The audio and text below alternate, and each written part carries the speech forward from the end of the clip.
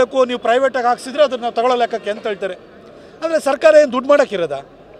ಸರ್ಕಾರ ಹೇಳ್ತೀವಿ, ಸರ್ಕಾರ ಇರೋದು ದುಡ್ಡು ಮಾಡೋಕ್ಕಲ್ಲ, ಜನಕ್ಕೆ ಅನುಕೂಲ ಕಲ್ಪಿಸ್ಕೊಡೋದಕ್ಕೆ. ಹಾಗಾಗಿ ದಯವಿಟ್ಟು ನಾನು ಮಾನ್ಯ ಮುಖ್ಯಮಂತ್ರಿ ಸಿದ್ದರಾಮಯ್ಯ ಸಾಹೇಬ್ರಿಗೆ ಕೇಳ್ತೀನಿ, ಸರ್ ಈ 12 ಆ್ಯಪ್ ಏಜೆನ್ಸಿಗಳೇ ಹಾಕ್ಬೇಕು ಸರ್, ನಮಗೆ ಕಮ್ಮಿ ಸಿಗುತ್ತೆ ಕಮ್ಮಿಯಲ್ಲಿ ಹಾಕ್ಸ್ಕೊಳ್ತೀವಿ. ನಿಮಗೇನು ಯಾರ್ಯಾರು ಬಸ್ಗಳಲ್ಲಿ ವಾಹನಗಳಲ್ಲಿ ಓಡಾಡ್ತಾರೆ, ಖಾಸಗಿ ವಾಹನಗಳು ಓಡಾಡ್ತಾರೆ, ತುರ್ತು ಸಂದರ್ಭದಲ್ಲಿ ಅವರು ಪ್ಯಾನಿಕ್ ಬಟನ್ನ ಪ್ರೆಸ್ ಮಾಡಿದರೆ ಕಮಾಂಡ್ ಆ್ಯಂಡ್ ಕಂಟ್ರೋಲ್ ರೂಮಿಗೆ ಮಾಹಿತಿ ಬರಬೇಕು, ಒಂದು SOS ಬರಬೇಕು, ಅದಾದಮೇಲೆ ಆ್ಯಕ್ಷನ್ ಇನಿಷಿಯೇಟ್ ಮಾಡಬೇಕು, ತುರ್ತಾಗಿ ಸ್ಪಂದಿಸಬೇಕು, ಅಷ್ಟೇ ತಾನೇ. ಇದು ಇದೇ ಏಜೆನ್ಸಿ ತೊಗೊಳ್ಬೇಕು, 12 ಏಜೆನ್ಸಿ ಇದೆ ಅಂತ ಹೇಳಿದರೆ ಅವರು 12, 15, 16 ಸಾವಿರ ರೂಪಾಯಿ ಕೇಳ್ತಿದ್ದಾರೆ. ಮಾರ್ಕೆಟಲ್ಲಿ 2,000 ರೂಪಾಯಿ, 1,000 ರೂಪಾಯಿ ಸಿಗ್ತಾಯಿದೆ. ಇದು ಯಾಕೆ ಸರ್ಕಾರಕ್ಕೆ ದುಡ್ಡು ಮಾಡೋಕ್ಕೆ ಇನ್ನೇನು ಬೇರೆ ದಾರಿ ಇಲ್ವಾ? ಅಥವಾ ಏಜೆನ್ಸಿಗಳಿಗೆ ದುಡ್ಡು ಮಾಡಿಕೊಡ್ಬೇಕಾ? ದಯವಿಟ್ಟು ಇದನ್ನು ಬಿಡಿ ಸರ್. ನಿಮ್ಮ ಶಕ್ತಿ ಯೋಜನೆಯಿಂದ ಅದರ ಉದ್ದೇಶದ ಬಗ್ಗೆ ನಾನು ಏನೋ ತಪ್ಪಾಗಿ ಹೇಳಲ್ಲ, ಆದರೆ ಖಾಸಗಿ ವಾಹನಗಳನ್ನ ಇಟ್ಕೊಂಡಿರೋರಿಗೆ ತುಂಬ ತೊಂದರೆ ಆಗಿದೆ. ದಯವಿಟ್ಟು ಅರ್ಥ ಮಾಡ್ಕೊಳ್ಳಿ.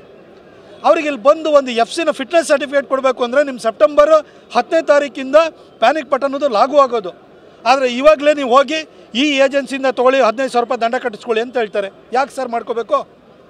ನಿಮ್ಮದು ಪ್ಯಾನಿಕ್ ಬಟನ್ ಅಳವಡಿಸ್ಕೊಳ್ಬೇಕಾದ್ರೆ ಕಡ್ಡಾಯ ಅಂತ ಮಾಡಿ, ಕೇಂದ್ರ ಸರ್ಕಾರದ ನಿಯಮ ಇದೆ. ಆದರೆ ಇಂಥದ್ದೇ ಏಜೆನ್ಸಿಯಿಂದ ತೊಗೊಳ್ಬೇಕು ಅಂತ ಏನಿದೆ ಸರ್? ನಾವು ಯಾವುದನ್ನು ಬೇಕಾದ್ರೂ ಬಳಸ್ಕೊಳ್ತೀವಿ. ದಯವಿಟ್ಟು ಪ್ಯಾನಿಕ್ ಬಟನನ್ನು ಅಳವಡಿಸ್ಕೊಳ್ಬೇಕಾದದ್ದು, ಎಮರ್ಜೆನ್ಸಿ ಪ್ಯಾನಿಕ್ ಬಟನ್ ಅಳವಡಿಸ್ಕೊಳ್ಬೇಕಾದ್ದು ಕಡ್ಡಾಯ ಅಂತ ಮಾಡಿ. ಆದರೆ ಇಂಥ ಏಜೆನ್ಸಿಯಿಂದಲೇ ತೊಗೊಳ್ಳಿ ಅಂತ ಹೇಳ್ಬಿಟ್ಟು ಕಡ್ಡಾಯ ಮಾಡೋಕ್ಕೆ ಹೋಗಬೇಡಿ. ಇದು ದಂಧ ಆಗುತ್ತೆ. ಈ ದಂಧ ಪ್ರಾರಂಭವಾಗಿದೆ. RTOಗಳಲ್ಲಿ ಬರೀ ವಸೂಲಿ ಥರ ಆಗೋಗ್ಬಿಡುತ್ತೆ. ದಯವಿಟ್ಟು ಇದಕ್ಕೆ ಅವಕಾಶನ ಮಾಡಿಕೊಡ್ಬೇಡಿ. ದಯವಿಟ್ಟು ಆ ಆದೇಶವನ್ನು ತಕ್ಷಣಕ್ಕೆ ವಾಪಸ್ ತೊಗೊಳ್ಳಿ. ಜನ ಎಲ್ಲರೂ ಹಾಕ್ಸ್ಕೊಳ್ಳಿ.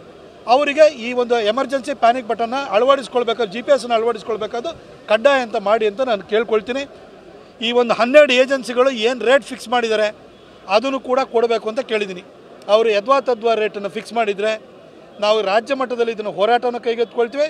ಜೊತೆಗೆ ಮಾನ್ಯ ಮುಖ್ಯಮಂತ್ರಿಗಳಿಗೆ ನಾವು ಮನವಿಯನ್ನು ಕೂಡ ಮಾಡ್ಕೊಳ್ತೀವಿ. ಇದು ಮುಖ್ಯಮಂತ್ರಿಯವರ ತವರಲ್ಲೇ ನಡೀತಾ ಇರುವಂಥ ಹೋರಾಟ. ಖಂಡಿತ ಅದನ್ನು ಅವರು ಸಕಾರಾತ್ಮಕವಾಗಿ ತೆಗೆದುಕೊಂಡು ನೊಂದಿರುವಂಥ ಜನಕ್ಕೆ ಸ್ಪಂದಿಸ್ತಾರೆ ಅನ್ನೋ ವಿಶ್ವಾಸ ನನಗಿದೆ. ಹೊರ ರಾಜ್ಯಗಳೆಲ್ಲ ಏನು ರಿಜಿಸ್ಟ್ರೇಷನ್ ಮಾಡ್ಕೊಂಡು ಬಂದಿದ್ದಾರೆ, 3 ತಿಂಗಳಿಗೊಂದು ಸರಿ ಅವರು ಮದರ್ ಸ್ಟೇಟಿಗೆ ಅವ್ರು ಹೋಗಬೇಕು, ಎಂಟ್ರ್ ಆಗಬೇಕು. ಇದನ್ನು ಯಾರೂ ಮಾಡಲ್ಲ.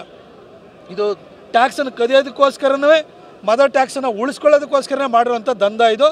ತಕ್ಷಣಕ್ಕೆ RTO ಅದರಲ್ಲಿ ಮೈಸೂರಿನಲ್ಲಿ KA09 ಮತ್ತು 55 ಇವರಿಬ್ಬರು ಆ್ಯಕ್ಷನ್ ತೊಗೊಳ್ಬೇಕು. ಇಲ್ಲ ಅಂತಂದರೆ ಎಲ್ಲೆಲ್ಲಿ ನೀವು ಚೆಕ್ ಪೋಸ್ಟಲ್ಲಿ ನಿಂತಿರ್ತೀರಿ ಅಲ್ಲಿಗೆ ನಾವು ಬರ್ತೀವಿ, ಒಂದು ಟೀಮ್ ಮಾಡಿಕೊಂಡು ನೀವು ಇದನ್ನು ಇಂಪ್ಲಿಮೆಂಟ್ ಯಾಕೆ ಮಾಡ್ತಿಲ್ಲ ಅಂತ ನಿಮ್ಮನ್ನು ಅಲ್ಲೇ ಕೇಳ್ತೀವಿ. ನಾವೇ ಹಿಡಿಯೋ ಕೆಲಸನ ಮಾಡಬೇಕಾಗುತ್ತೆ. ಇದಕ್ಕೆ ಅವಕಾಶನ ಮಾಡಿಕೊಡ್ಬೇಡಿ ಅಂತ ನಾನು ಕೇಳ್ಕೊಳ್ತೀನಿ.